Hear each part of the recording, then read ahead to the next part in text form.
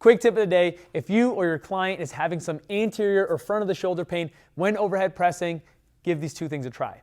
One, you want to make sure that rotator cuff is getting a little bit of love. Easiest way to do it, grab a lacrosse ball, pop it right on top of your shoulder blade in the backside, go up against the wall, rub that area. You'll probably feel some tenderness in the area. That's pretty normal. Spend about 60 to 90 seconds there desensitizing the area. Next, you're going to grab a ball like this or a foam roller, and what you're going to do is put it underneath your elbow here, and you want to keep the elbow towards the front side of the ball, not let it go towards the back, because as you do the rotator cuff exercise here, you don't want the shoulder blade taking over. You want the motion happening at the shoulder itself.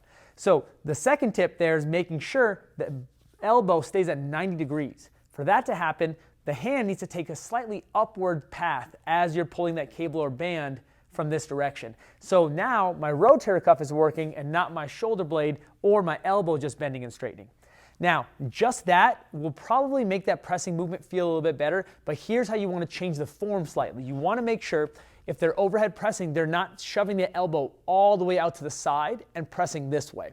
That's not a very efficient plane of movement or a very natural plane of movement. You want to bring that elbow slightly in front, and what that'll do is put you in the scapular plane for your humerus to move a little more naturally. It'll also allow you to keep that forearm more vertical throughout the entire movement and not see outwards this way or inwards that way. So to keep that forearm more vertical, you'll be able to press a lot more naturally, and you might be able to change your clients or your symptoms really quickly.